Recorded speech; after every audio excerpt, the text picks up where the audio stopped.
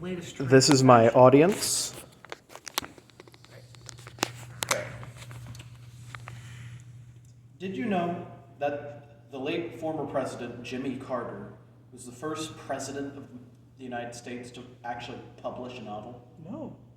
Which is really shocking considering it wasn't that long ago that he actually passed away. And publishing's been around for, a little bit longer than that. Just about 700 years. The autobiography he made of his presidential campaign, Why Not the Best, is the first published president-written novel in the history of the United States. He also wrote a bunch of other novels, and other presidents have written novels as well, along with just other people in general. Lots of people publish their own works now, all the time, whether it's for personal pleasure, a passion project, for an actual career in writing. People are publishing a lot, and most people, myself included, don't know how it works. So, as a writer and someone who really enjoyed reading Jimmy Carter's book, I got really interested not only in the fact he was the first published author, but how to publish in general. And I want to explain to you how publishing works. As an English major, an aspiring novelist, and an aspiring publisher, I've had multiple classes and spoken with multiple publishers and writers and editors so that I can better understand how publishing works. I plan to explain the different parts of the whole publishing process to you, with writing and editing, marketing, and publication or distribution. And while they may seem entirely different and require different types of careers and focuses, they're each vitally important to understanding how publication works for literature. Now, the process of publication always starts with writing a piece of literature and editing it to ensure that it is satisfactory. There are many types of writing, so it may be difficult to figure out what style of writing you're going to do. Are you going to write a novel, or are you going to write a journalist article? Is that paragraph you're writing going to be a short story, or is it going to be a letter to grandma? You need to know what type of writing you're going to do, and your audience and purpose will determine that style. The four main types of writing are persuasive, narrative, informative, and descriptive. Each of them are different, but they all have their own uses and structures. Persuasive writing is the type of writing you might find in an editorial article or a letter of recommendation. It's all about convincing someone of something, convincing the reader that the writer is right or wrong about a point they're trying to make. Narrative writing is often longer and fictional. That's your basic novels, Harry Potter, Percy Jackson, that kind of stuff, including the Bible, which is considered a narrative novel. That is something I learned in this research. I find that fun. Expository writing is used for the sole purpose of providing information. Best example for that is a textbook. All it's doing is telling you exactly what information there is, and that's it. Nothing more, nothing less. Descriptive writing is similar to narrative writing in that it's often used in fictitious scenarios, but it's more about trying to depict imagery clearly so the reader can imagine it in their mind. It's less about speaking and telling the reader things, and more about making the reader come up with it in their own heads. Now, understanding what style you use for writing is not the end of that process. You have to have your work edited, which is exceedingly important, especially today, because a lot of people rely fully on automated editors, AI editors, stuff like Grammarly, and those don't always work. As Sean Van Rensburg states, editing is the most important part of writing. It is vital to maintaining your clarity while you write. For one, an editor can ensure there are no mistakes in your writing and attempt to get your writing as close to perfection as it can get. Editors, like myself, are trained to find errors and holes and then fix them with you instead of for you like an AI does. By fixing them with you, we teach you how to not make the mistake again. And trust me, you're not going to write a flawless piece. No one in the history of the world has ever written a piece of writing that isn't in need of editing. And you're not going to be the first to do so. Writing also has a lot more staying power today. With the internet, your writing will stick around for years after you're gone. You can't really hide the projects you're not proud of, since words stick around more these days. So having an editor can make sure that the words which do stick around aren't ones you're embarrassed about. But writing and editing aren't the only major parts of publication, obviously. They're just the beginning. After a work is written and edited, then you start marketing. Marketing a work is a major part of publication, as it builds public interest in the work while laying the groundwork for driving up sales. Marketing is, at its very core, similar to writing.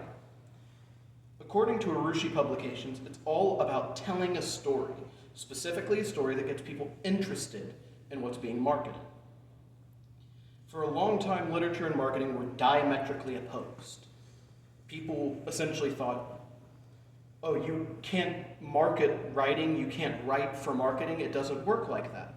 Marketing is about numbers and logic, writing is about creativity and words.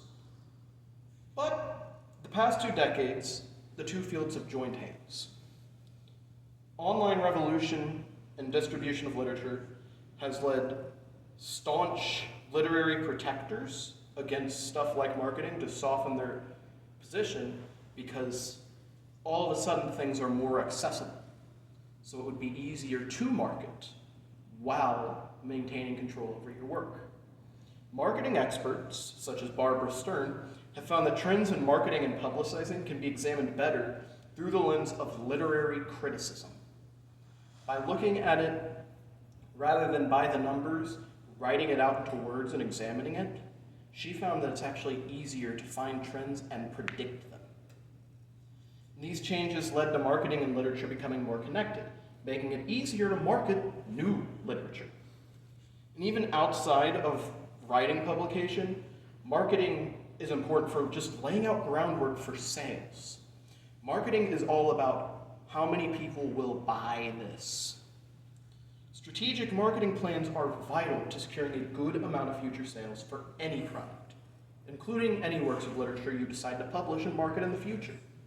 By preceding sales with marketing, you soften the future customers' opinions for your future efforts in selling the product. You make them interested, and then when you actually put it out, they're more lenient about whether they'll let themselves buy it. Effective marketing, according to John Miller, can increase sales by up to 50%. You can make 50%. You can make almost half extra by using effective marketing tactics. But marketing isn't something you do for its own sake, obviously. As stated earlier, it lays the groundwork for future sales, which leads to publication and distribution. These two are key to ensuring your work ends up in the hands of a reader. While publication handles the more minute details of publishing your work, distribution allows your work to be sold in various places. See, publication is the process of preparing a work by printing it, making a cover, producing various copies of it, and so on. It can be done on your own or through a traditional publishing company. While traditional publishing often helps to get attention for works through larger companies like Scholastic, which is one of the biggest publishing companies in the world, there's an increasing trend recently towards self-publishing. Traditional publishing, which is also called toll access publishing, allows a group or company control over a work's publishing and distribution process.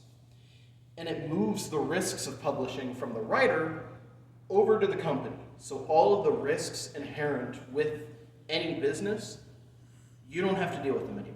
You just get part of the profit. But with the rise of the digital age, self-publishing's become a lot more appealing, especially for academic writers who are looking to publish journals or articles, because it allows more control over the progress of your work and the makeup of the work. In fact, nearly 80% of academic writers have said that they prefer self-publishing for the sake of having more control, which is the main argument for self-publishing. Now, on the other side, distribution makes your work available in various places, increasing the potential for sales. There's two major types of distribution as well, physical and ebook. Physical distribution will set your works in physical places, places like bookstores and Walmart. Ebooks make them available online, which means they're more accessible. Ebook distribution, while it is more accessible, most publishers will recommend that you use both printed and ebook distribution. Because while ebook distribution is accessible, it's not as frugal. You don't make as much off of ebooks as you do off of a paper book. And printed distribution makes up the bulk of the literary market, surprisingly. This is just a good idea all around to keep with. Ebooks can help reach further out, but again, printed works, people don't want to spend money on a PDF. But people are willing to spend money on a paper book. And that disconnect means more people will buy a physical copy of a book than a digital one. So while it's good to keep interest through ebook, physical distribution is always better in terms of money. Now, I'm sure this all sounds complicated, but it's actually fairly simple to deal with. Understanding all of these concepts can secure the future publication for your works. I hope I've, at the very least, informed you of something you didn't know about the publication process.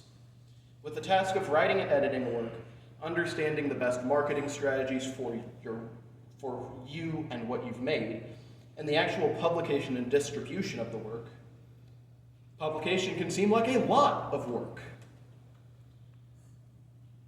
But it's really not as hard as you might think. While Jimmy Carter may have been the first president to publish a novel, that doesn't mean no one else did. Multiple presidents to date have written and published their own works, and you don't even have to be a president to publish a work. College students, like me, have done that exact same thing. So once you finish that book you were writing, because according to various surveys, about 60% of college students say they're writing their biography or a novel or something of the like. Once you finish it, don't worry about it not being good enough. Any book can be good enough, so just go ahead with publishing. I can promise that you won't regret pushing further with trying it out. You have nothing to lose.